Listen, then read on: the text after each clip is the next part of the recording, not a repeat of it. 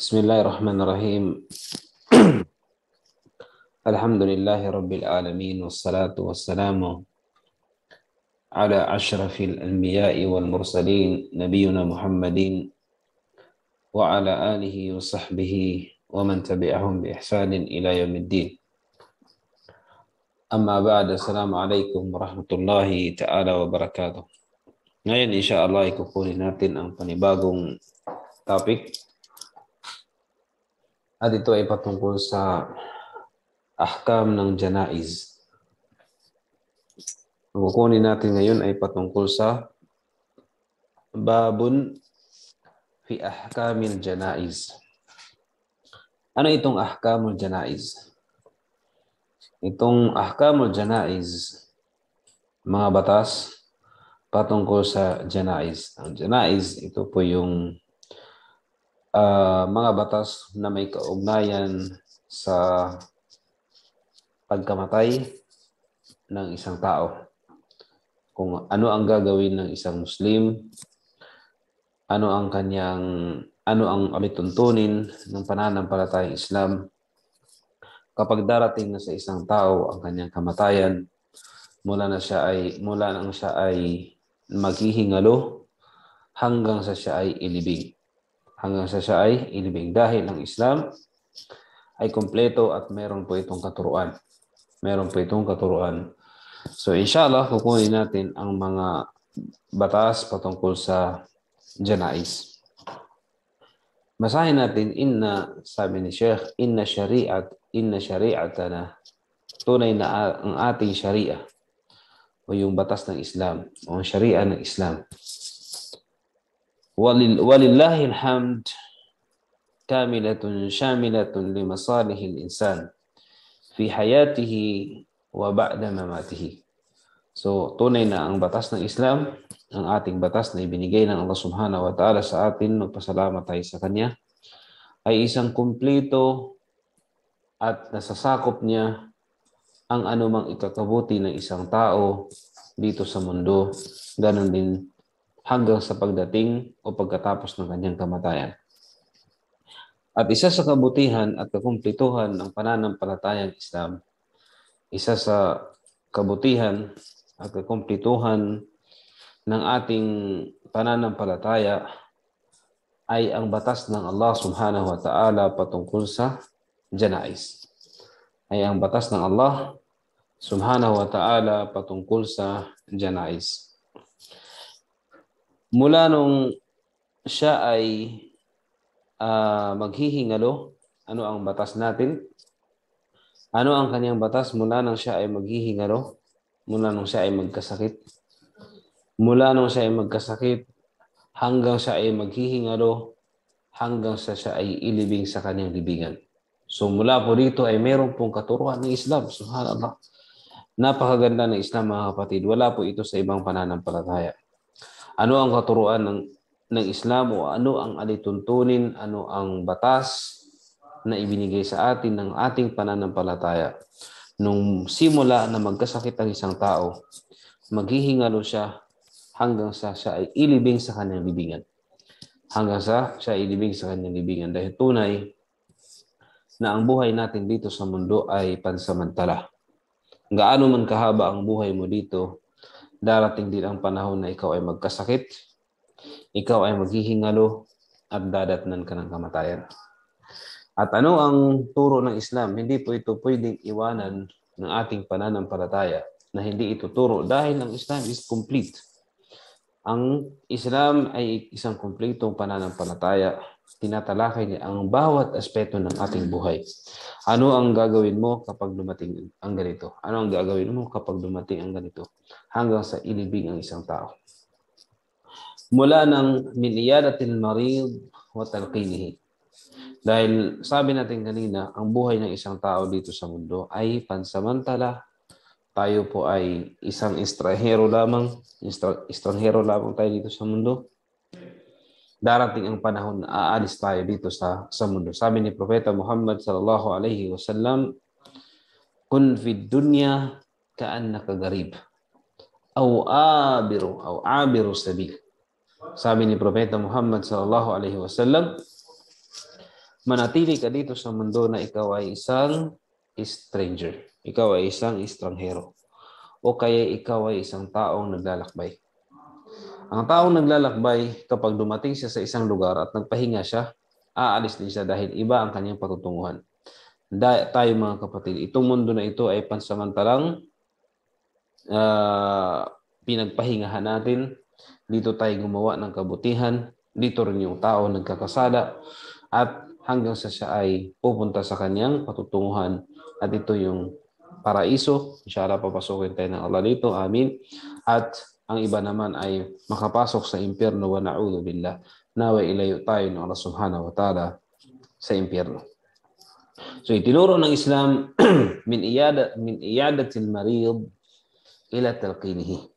Mula nung tayo ay dadalawin natin dahil sunnah ay inuutos ng pananampalatayang Islam na sino man ang nagkasakit mula sa pamilya natin, sa ating kapatid sa pananampalatayang Islam, na sila ay dalawin, na sila ay, dahil ang pagdalaw sa kanila ay may malaking gantimpala sa Allah subhanahu wa ta'ala. Ang pagdalaw sa kanila, ang pagdalaw sa kanila ay itinuro sa pananampalatayang Islam at mayroon itong malaking gantimpala. What talqin? Ano yung talqin? Nung siya ay maghihingalo, inuutos sa atin na siya ay italqin. Yung alam natin na malapit na siyang bawian ng buhay, itatalqin po natin siya. Ano yung itatalqin? Ipapaulit natin sa kanya ang salitang La ilaha illallah. Ipapaulit natin sa kanya ang salitang La ilaha illallah. Ano yung sabihin nun? Na kapag naghihingalo ang isang tao, puntahan natin siya at sasabihin natin sa kanya, sabihin mo ito, La ilaha illallah, La ilaha illallah, La ilaha illallah. Dahil sabi ni Propeta Muhammad sallallahu alaihi wasallam, sino man ang huling sinabi niya ang La ilaha illallah at namatay siya, na yun ang kanyang huling sinabi, siya ay makakapasok sa paraiso. Dahil bakit? Ang salitang La ilaha illallah ay napakabigat. At sabi at ang kahulugan nito, walang ibang Diyos na dapat sambahin maliban sa Allah. Mayroon pa bang bibigat sa ganitong salita? Kaya kapag ng isang tao sa huling yugto ng buhay niya, kailangan itatalqin natin siya. Tayo ng mga malusog, tayo ng mga buhay, itatalqin po natin yung isang taong may sakit para ang huling salita na bibitawan niya sa paglisan niya dito sa mundo ay ang La ilaha illallah. Ang La ilaha illallah. Yun po. So, yun ay isa sa katuruan natin. Wa tagsilihi, at siya ay ating papaliguan kapag namatay na siya at binawian na siya ng buhay. Sabi ng Allah, kullu nafsin da'ikatul maut. Lahat ng may buhay ay makakaranas ng kamatayan. Habang buhay ka, ikaw po ay hindi ligtas na darating sa iyo ang kamatayan. Darating sa iyo ang kamatayan kahit gaano man ito katagal. Saan man ito ang mahalaga, ito po ay darating sa atin. Ito po ay darating sa atin, ang kamatayan. Walang makakaligtas dahil lahat ng may buhay ay makakaranas ng kamatayan. Kullu nafsin dha'ikatul maut. Lahat ng may buhay, matitikman niya ang kamatayan. Wa innama tuwaffawna ujurakum yawmal qiyamah. Sabi ng Allah, karugtong, tunay na ang inyong gantimpala ay igagawad ng Allah at ibibigay ng Allah subhanahu wa ta'ala doon sa yawmal qiyamah, sa araw ng paghuhukom.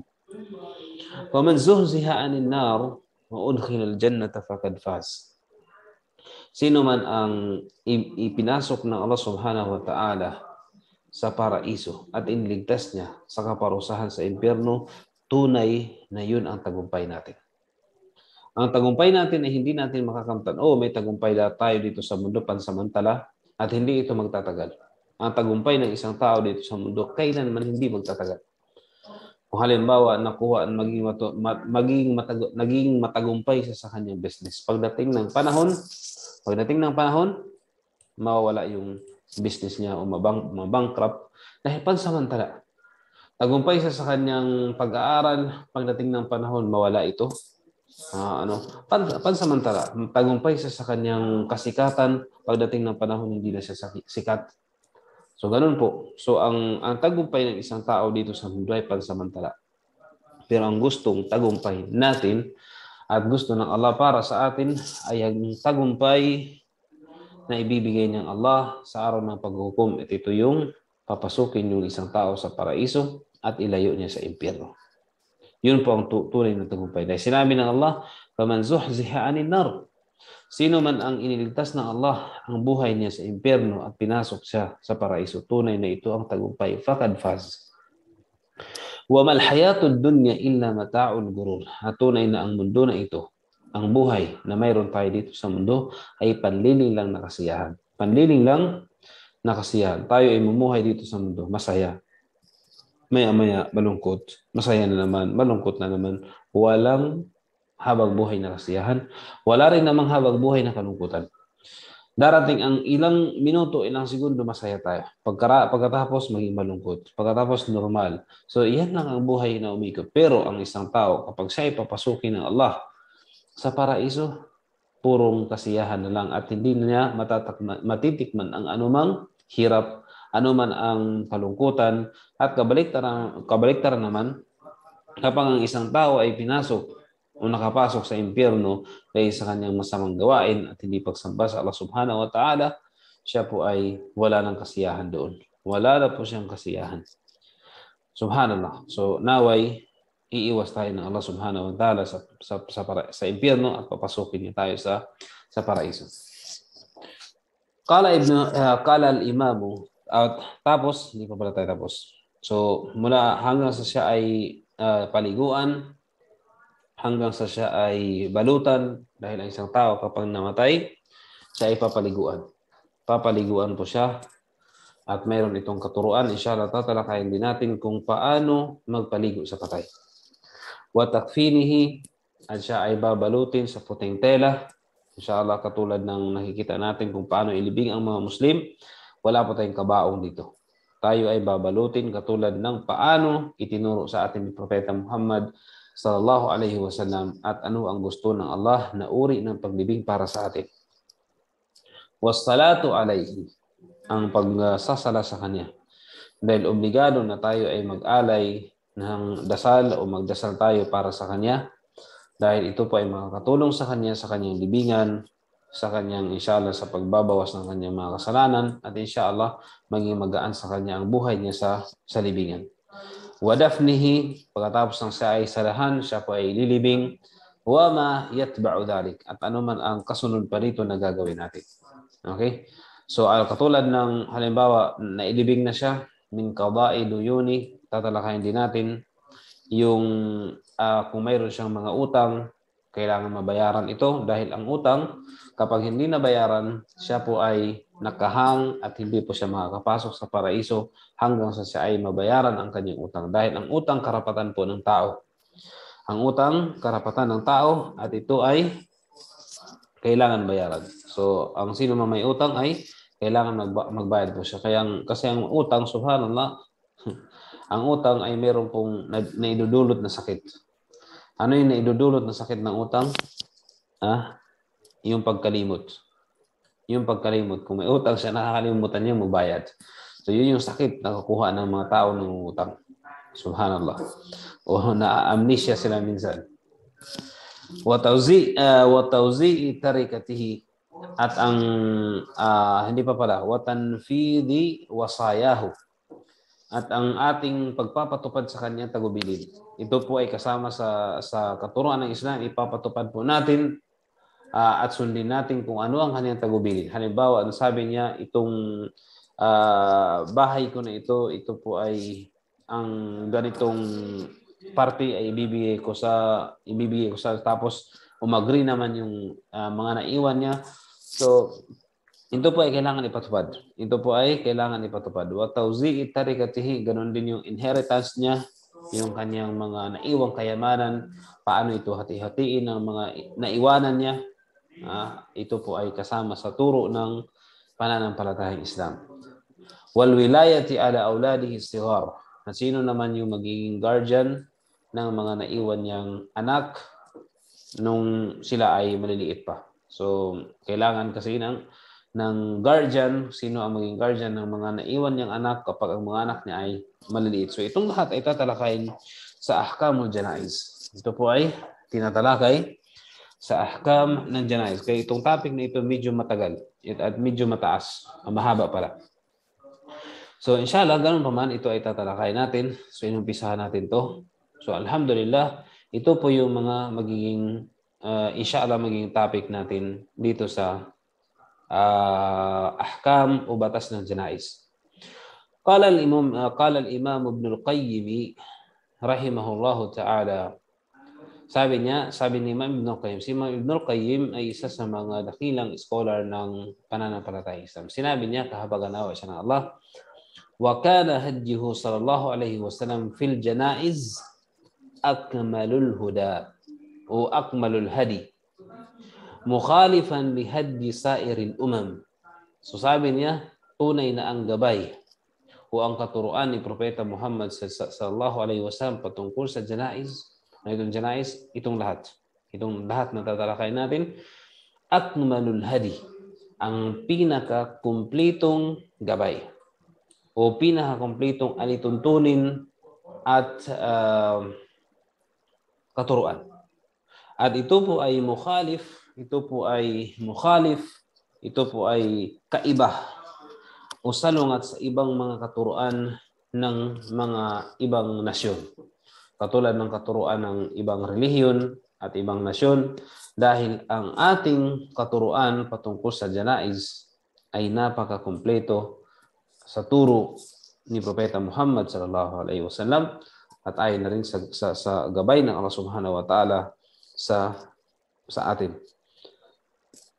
Sabi niya, mustamilan, sabi niya, ang janaiz, ang katuruan ng janaiz sa atin, mustamil, ibig sabihin ng mustamil, nasasakop niya, kasama sa katuruan ng janaiz, nasasakop niya ala ikamati, sabi niya, ala ikamati al-ubudiyyati lillahi ta'ala ala akmalil ahwal.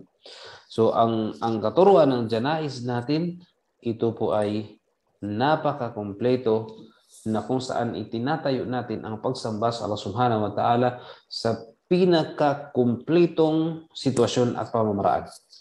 Subhanallah. Ito pong katuruan ng patungkol sa janais ay napaka-kumpleto. Subhanallah.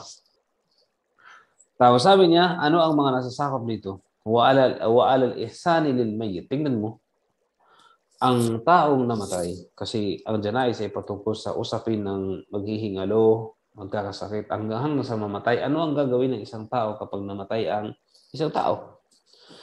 Kaya mga kapatid, makikita mo, at ito ay laganap na ngayon, at ito ay paalala sa ating lahat, lalong-lalo na tayo ng mga bagong Muslim. Tayo po ay, ang mga pamilya natin ay mga Kristiyano karamihan, hindi pa sila Muslim. Kailangan po na magiging handa kayo. Magiging handa. Paano kayo magiging handa? Ang katuruan nila sa pagdating sa patay ay hindi katulad ng katuruan natin. Ang katuruan natin ay sang-ayon sa batas ng Allah at kumpleto ito at maayos ito. Sila naman hindi natin alam. Hindi ako nanira sa kanila. At kung makikita mo, iniimbalsa mo sila at pinaglalamayan at nilalagay sa kabaong, tapos matagal ilibing, tapos hindi natin alam kung ano pang gagawin nila sa kanila. So kaya tayo mga bagong Muslim, hindi ito para sa atin. Tayo ay mga Muslim, ang gagawin sa atin ay paliguan, balutin ng puting tela, ilibing ng maayos, dasalan. So saan ang gusto natin dito? Kaya ang payo ko sa atin lahat, lalo na sa aking sarili, paghandaan natin at ipagpalagay natin na darating talaga sa atin ang kamatayan. At darating ito sa atin. Hindi lang natin alam kailan, paano, at saan. Ang problema dito mga kapatid, kapag tayo ay mga bagong Muslim, ang pamilya natin, hindi pa sila Muslim. So maaaring kapag namatay tayo, kukunin tayo nila. Diba? Kasi pamilya sila natin, sila ang may karapatan sa atin. Kukunin tayo ng magulang natin, ng kamag-anak natin, ng kapatid natin, at ililibing tayo sa pamamaraan ng libing ng Kristiyano o ng ating relihiyon dati. O ano mga relihiyon na mayroon ka. So ang gagawin sa iyo, iimbalsama. Gagawin sa iyo paglalamayan. Gagawin sa iyo ay tawag dito, ano pa? Ilibing sa libingan ng mga Kristiyano o anumang libingan na mayroon sila, mayroon pananampalataya, dati mong pananampalataya, I mean. At iba pa. pagsusugalan. So kaya mag-ingat tayo dito. Kaya ang gagawin natin, kumuha tayo ng last will. Ito yung pinakamainam na gagawin natin. Lalo na tayo mga bagong Muslim. Para mailibing tayo sa pinakamainam na uri ng paglibing. At ito yung paglibing sa pananampalatayang Islam.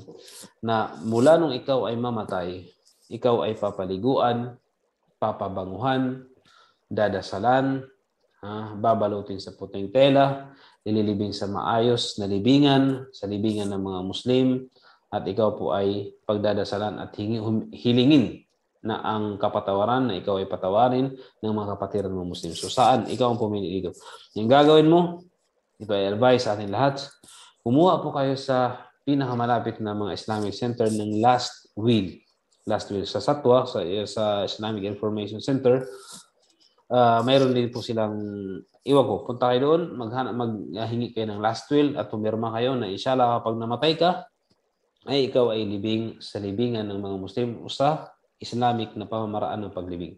Dahil kung hindi, kaya kang kunin ng mga kapatid mo, ng kaibigan, ng kamag-anak mo at ilibing ka katulad ng paglibing sa kanila, sa mga Kristiyano o anuman. So, tayo pa ay kumuha ng last will. Anong nakasaad doon? Na kapag namatay ka, ikaw ay libing katulad sa libingan ng mga Muslim. Paglibing ng mga Muslim. So, yun po mga kapatid ang payo ko sa ating lahat. So, saan man ang Islamic Center na mayroon silang last will and testament, o saan mang iwan ko kung dito sa amin. Wallahu alam kung mayroon. Pero inshallah, yun po ang gagawin ninyo. Okay? Inshallah. Tapos dito, وعلى الإحسان للميت ومؤاملته بما ينفعه في قبره ويوم معاده. So itinuro sa Islam ang pagiging mabuti sa namatay. Dahil kapag namatay ang isang tao, para siyang maging mabuti tayo sa kanya kung paano siya isinilang dito sa mundo. Nung isinilang siya sa mundo, pinaliguan siya, binalutan siya, pinabanguhan siya.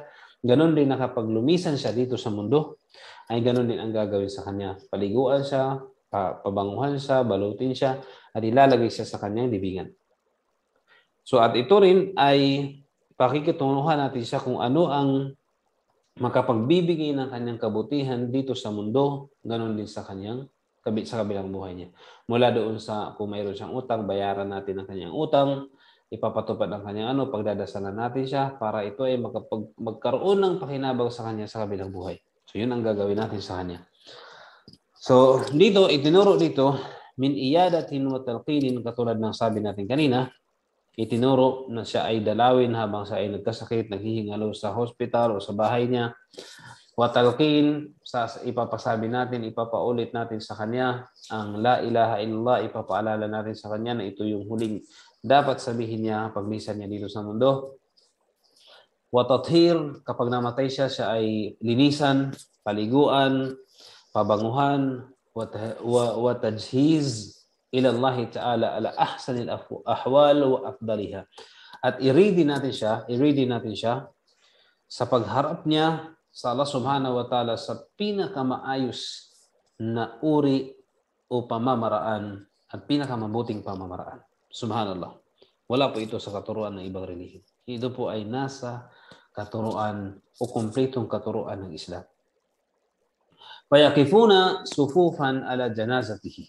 So tayo ay halimbawa namatay yung isang tao, kamag-anak natin, kaibigan natin, kapatid natin sa pananampalatayang Islam. Kapag nilibing siya, tatayo tayo sa kanya para magdasal. Magpapasalamat tayo sa kanya, yahmadun Allah, magpapasalamat tayo sa Allah Subhanahu wa Ta'ala, at purihin natin ang Allah Subhanahu wa Ta'ala, wa yasalluna ala nabi, tayo ay magbigay ng panalangin sa Propeta Muhammad SAW, may saluna lil mayyit al-maghfirah. Dahil kapag nailibing siya, magsasala tayo sa kanya. Humingi tayo sa Allah Subhanahu wa Ta'ala para sa nailibing, para sa taong namatay ng kapatawaran. Wala, patawarin mo si ganito, o kay sabihin natin sa kanya, linisin mo ang kanyang kasalanan, papasukin mo siya sa paraiso, bigyan mo siya ng habag, at wag mo siyang parusahan sa impyerno. Yun po ang ating mga idasal sa kanya. So, saan natin makuha yun? Dito sa Islam. Subhanallah.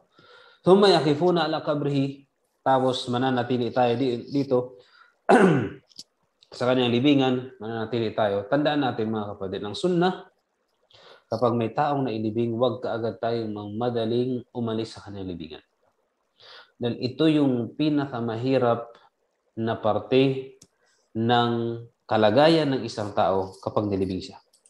Yung ilalagay na siya sa libingan. Biruin mo, ilalagay siya sa libingan niya, nakabalot. Nakabalot siya, wala siyang kasama, napakadilim ng lugar. Siya lang mag-isa.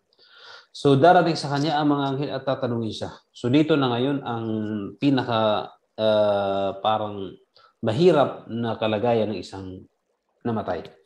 Yung tatanungin siya ng anghel, yung dalawang anghel.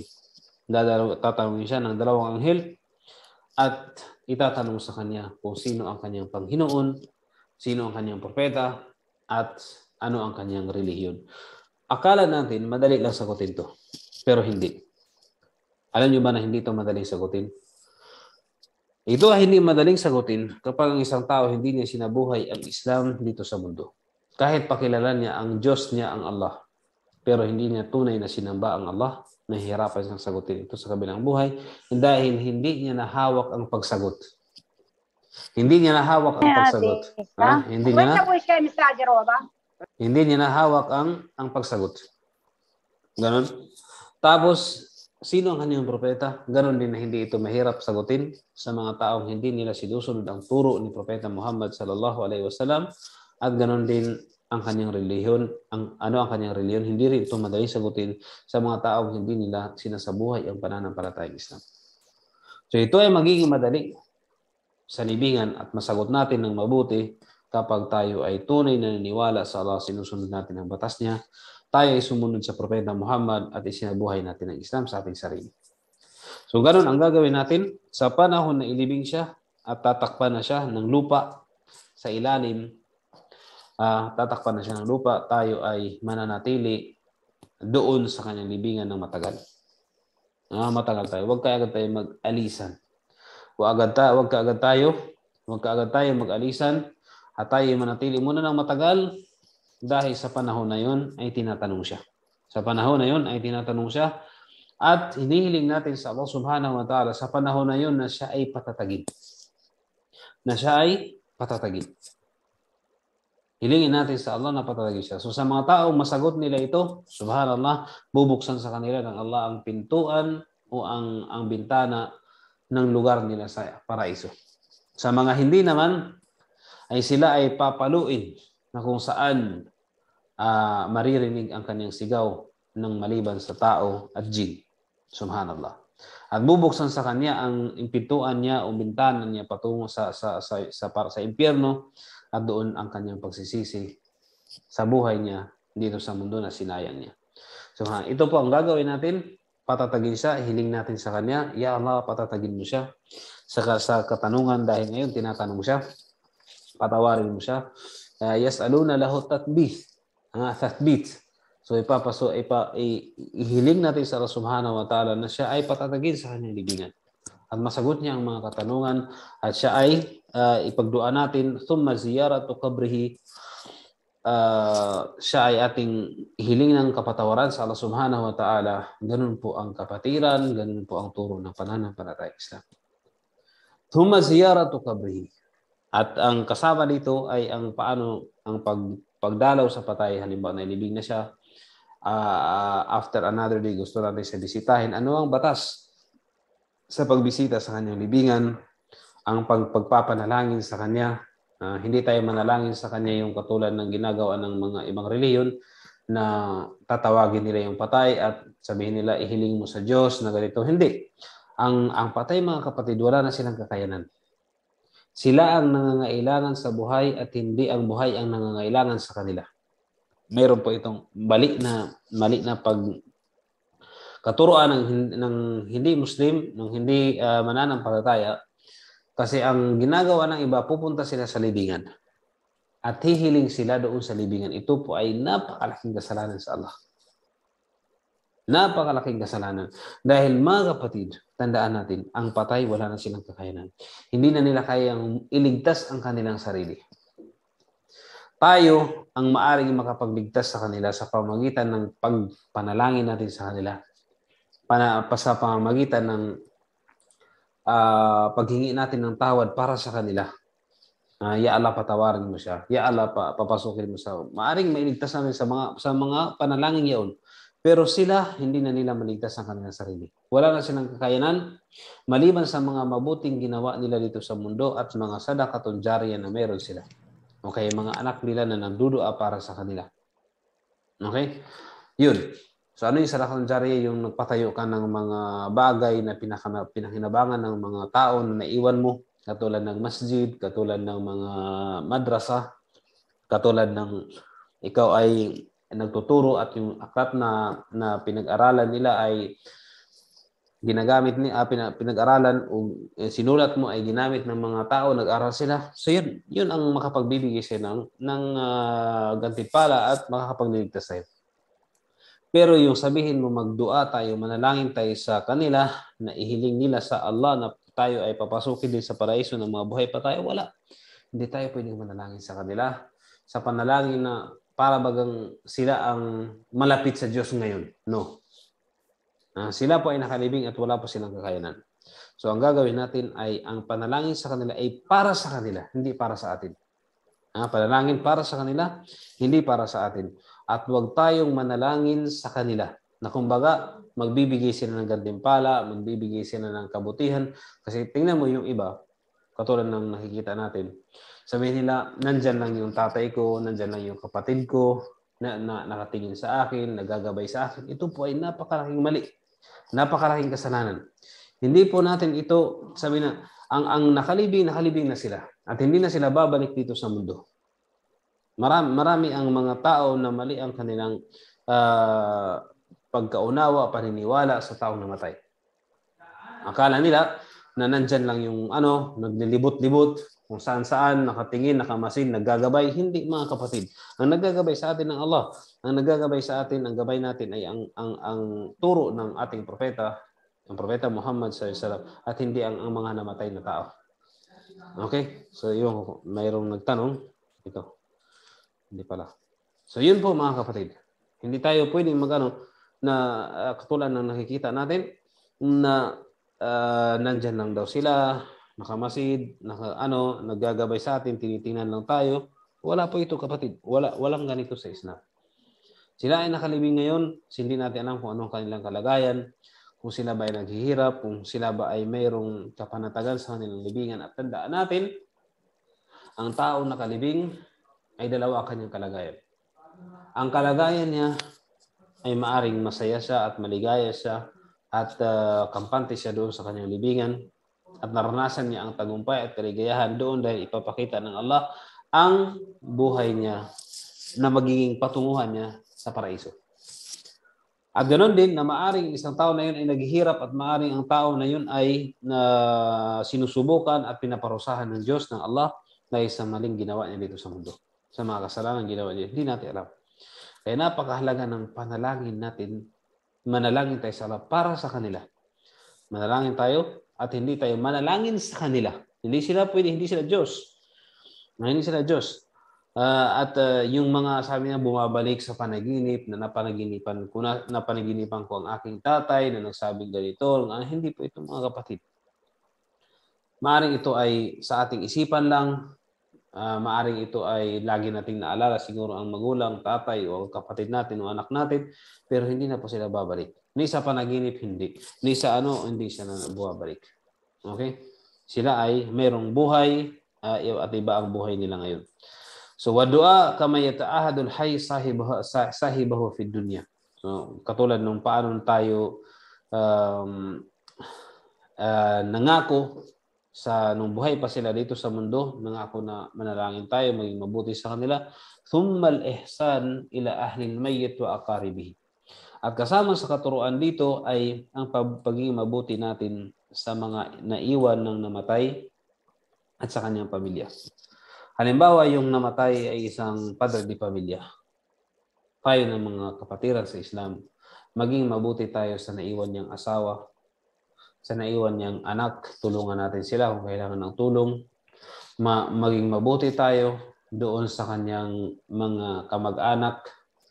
Subhanallah, so napakasakit. Ito yung sigurong nabasa ko, ito yung pinakamasakit na maranasan ng isang asawa. Halimbawa, yung kanyang asawa na mahal niya, namatay at naiwan siya. At ang problema pa doon, mayroon pa siyang naiwan sa kanya ng mga anak. Ito yung pinakamasakit na mangyari sa kanila. Na kung saan ang kasama nila sa buhay, ang mahal nila, pinakamamahal nila na tao, ay lumisan na at tumalis na. Nag-iwan siya ng anak, nag-iwan siya ng maliliit, lalo na pang maliliit na anak. Kaya sa panahon na ito, kailangan natin ng kailangan niya ng tulong natin. Kailangan niya ng kabutihan para sa atin. Kailangan niya ng tawag diyan, companion o kapag siya ay babae, kailangan natin siyang patatagin. Puntahan natin sila. Yung mga babae, kailangan nilang pasabihan na magtiis, ganito, ganyan ang buhay dito sa mundo. So, tayo nang bahala doon. Kapag lalaki, puntahan siya ng mga kalalakihan at patatagin siya, bigyan siya ng payo. At kasi lahat tayo maglalaho at mamatay dito sa mundo. So, subhanallah, ganun po ang turo sa atin sa pananampalatayang Islam. At sunnah, kasama sa kanais-nais na gagawin, yusanno, pag sinabi natin yusanno, ay sunnah. Al-iktharu min dhikril maut. Tingnan mo kasama, napakaganda ng katuruan ng Islam. Allahu Akbar. Isa sa mga pinakamainam na gagawin habang buhay pa tayo, ang palagian natin at pagpaparami natin ng pag-aalala sa kamatayan. Paramihin po natin ang pag-aalala sa kamatayan, mga kapatid, sa pananampalatayang Islam, dahil ang pagpapaalala o ang pag-alala natin sa kamatayan, ito po ay magtutuwid sa atin sa buhay dito sa mundo. Dahil maalala natin na tayo ay mamatay, tayo ay ililibing, anong gagawin natin? Paghandaan natin ito. Paghandaan natin. At ito ang sabi ni Propeta Muhammad sallallahu alaihi wasallam, sabi niya, akthiru min dhikri hadimil laddat. Sabi ni Propeta, paramihin niyo ang pag-alala sa mga hadim, yung sumisira ng ating pagnanasa. Ano yung pagnanasa natin? Halimbawa, ikaw ay ang pagnanasa mo o ang pagnanais mo dito sa mundo lamang, makamundo. Pero maalala mo ang kabilang buhay, hindi. Sabi mo, ang aking pagnanasa o ang aking nais o ang aking hagarin ay ang kabilang buhay. So ngayon, ma-change yung ngayon yung pangarap mo. Ang pangarap mo ngayon, sa halip na makamundo, ang magiging pangarap mo ngayon ay ang kabilang buhay, paano paghandaan ito, paano makapasok sa paraiso. So ito po yung isa sa mga sunnah mainam na gagawin ng isang taong buhay. Kahit wala ka pang sakit, kahit ngayon tayo, so paalagi nating alalahanin na tayo ay mamatay. Paano natin ito paghandaan? Magbasa tayo ng Quran, paramihin natin ang sala, paramihin natin ang fasting natin, tutulong tayo sa kapwa, magbigay tayo ng sadaka, magbigay tayo ng kawang gawa, tumulong tayo sa ano man kailangan, manalangin tayo sa Allah, mag-aral tayo sa pananampalatayang Islam. Ito po ang paramihin natin, mga kapatid. Al-iktharu min dhikril maut. Paramihin natin yung tayo ay darating ang kamatayan. Tingnan mo, ang mga tao, minsan hindi nila naalala ang kamatayan. Lalo kapag sila ay malusog, may bakante silang oras, busy sila, wala ang kamatayan na hindi. Pero nung malapit na itong dumating sa kanila, doon nila maalala ang lahat. Sana pinaghandaan niya ito. Sana siya ay hindi masyadong nalinlang sa makamundong bagay. Dahil ang paramihin natin yung pag-aalala sa kamatayan para yung mga pansamantalang kaligayahan ay ating ating maiwanan o maiwasan. Wal isti'dad lahu, sunna rin na paghandaan ang pagdating ng ating kamatayan. Sa mga hindi Muslim, pag inaalala ang kamatayan at kapag napag-usapan ang kamatayan, anong gagawin nila? Pagalitan nila tayo. Naranasan ko ito. Pag sinabi kong mamatay ganito, mayroong matay. Pag narinig lang nila yung salitang kamatayan, para bagang silang trauma. Para bang ang kanilang naririnig ay hindi kanais-nais. Samantalang baliktad dito sa Islam. Pag narinig mo ang kamatayan, naalala mo at nagpapasalamat ka. Dahil napaalalahanan ka na ikaw ay pansamantala lamang dito sa mundo. Pero ang mga hindi mananampalataya, hindi Muslim, kapag nabanggit sa kanila ang kamatayan, pinapagalitan ka at sabi, wag mo itong parang namang pinapatay mo agad tayo, parang kang killjoy, parang ganito, ganyan. Subhanallah. Ito yung kanila. Kaya wala sa kanila ang paghahanda. Samantalang tayo, isa sa mga mainam na gawin natin ay ang paghahanda sa ating kahit pa ikaw ay malusog, kahit pa sa tingin mo mahaba pa ang buhay mo, kahit pa sa tingin mo wala kang kasakit, kahit pa sa tingin mo, paghandaan mo ang kamatayan mo. Dahil darating ito. Maaring tatagal ka pa dito sa mundo ng ilang taon. Sabihin natin 60 years, 70 years, 80 years. Paghandaan mo pa rin ito. Dahil darating at mamamatay ka. Paano ang paghandaan ng kamatayan? Bitawbati minal maasi. Ang pag-iwan mo o ang pagbalik loob mo sa Allah subhanahu wa ta'ala sa pamamagitan ng pag-iwas mo sa kasalanan. Sa pamamagitan ng pag-iwas mo sa kasalanan, waraddil madhalim ila ashabiha. Kailangan ibalik mo ang karapatan ng taong may karapatan. Halimbawa, mayroon kang naagrabyado. Humingi ka ng tawad sa kanya, ibalik mo yung karapatan niya. Kinunan mo siya, ninakawan mo siya, o ninakawan siya ng isang tao, kailangan ibalik niyo yung kanyang ninakaw at ibalik yung kanyang karapatan. Okay? Naagrabyado siya, nakuha ang kanyang lupa, ibalik mo yung lupa na nakuha mo sa kanya na wala sa, saan? Wala sa tawag niyan, wala sa hindi na pag-usapan o kinuha mo lang ng sapilitan. So ito yung mga gagawin natin mga kapatid sa pananampalatayang Islam. Tapos, wal mubadarati bil a'mali salihah qabla hujumil maut ala ghirratin. So sabi niya, ang pag-uunahan niyo at ang paggawa niyo ng napakaraming kabutihan bago pa dumating at bago ka pa sasalubungin ng kamatayan sa panahon na ikaw ay maghihingalo na. So habang mayroon pa tayong kakayanan, habang malakas pa tayo, habang kaya pa natin magdasal, habang kaya pa natin mag-fasting, habang kaya pa natin tumulong, habang kaya pa natin magbigay ng sadaka, at anumang kabutihan pa, ito ay gagawin natin bago pa dumating sa atin ang kamatayan, habang kaya pa natin mag-aral. Habang kaya, yung iba, yung iwan ko lang, hindi nag-aaral. At ang alam na nila ang lahat ng turo ng Islam. Akala nila alam na nila lahat ng turo ng Islam. At wala na silang kailangang pag-aralan. No. Mga kapatid sa pananampalatayang Islam. Habang may buhay ka, mag-aral ka. Ito yung turo sa Islam. Habang may buhay ka, kahit pa ikaw ay 70, 60 o anumang edad mo, kailangan pa rin mag-aral.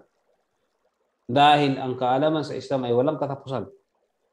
Ito katulad nito, hindi natin ito alam ng iba dito. Paano ang pamamaraan? Ano ang gagawin kapag dumating ng kamatayan? Sa paghihingalo pa lang. Okay? Kaya sabi ni Propeta Muhammad sallallahu alaihi wasallam, "Akthiru min dhikri hadimil ladhati." Sabi niya, paramihin niyo ang pag-aalala sa kamatayan. Ang hadimil ladhat, ang tinutukoy dito ay ang kamatayan. Ang sumisira sa ating mga pansamantalang kasiyahan na gagawin natin na kasalanan. So yun po mga kapatid, sa pananampalatayang Islam, ang gagawin natin ay paramihin natin ang pag-aalala dito. So katulad din, sabi ni Propeta Muhammad sallallahu alaihi wasallam, istahyu minallahi haqqal haya. Istahyu minallahi haqqal haya. Mahiya ka sa Allah subhanahu wa ta'ala ng tunay na pagkaroon ng hiya. Ano ibig sabihin? Anong pag-ibig sabihin nito? Mahiya tayo sa Allah sa pamamagitan ng paggawa natin ng kabutihan kasi mahiya tayong gumawa ng kasalanan. Sino ang nakamasid sa atin? Ang parang bagang 24 hours, hindi tayo nakaligtas sa kanyang paningin. Ang Allah lamang. Ang Allah lamang nakakita sa lahat ng ginagawa natin. Ang Allah lamang ang nakakita nakamasid sa lahat ng ginagawa natin. So ito po mga kapatid sa pananampalatayang Islam ang kailangan natin gawin. So paghandaan natin ng kamatayan, tayo po ay mag-aral, tayo po ay gumawa ng kabutihan, paalalahanin natin yung kamatayan natin at iba pa. So ito mga kapatid, inshallah, dito muna at mayroong isang hadis dito. Actually maganda itong hadis nito pero saka na natin kukunin dahil wala tayong oras. So next mag-break muna tayo at babalik tayo mga 9-10. So mag-break tayo ng mga 15 minutes inshallah subhanahu wa ta'ala. So sino may tanong dito? Sino may tanong? Walang tanong? Mashallah. Walang tanong? Okay, kung walang tanong, inshallah, dito tayo huminto sa hadis na ito. Istahyu min Allah haqqal haya. Qala qulna ya Rasulullah, inna nastahi walillahi walhamdulillah. Qala laysa dhak, walakin al-istihya min Allah haqqal haya an tahfadha ar-ra'sa وما وعى والبطن وما هوى وتذكر الموت والبلى ومن أراد الآخرة ترك زينة الدنيا ومن فعل ذلك فقد استحيا من الله حق الحياة. So inshallah napakagandang hadith. Ito ipapaliwanag natin next week inshallah Friday. Barakallahu fikum. So, jazakallahu khair.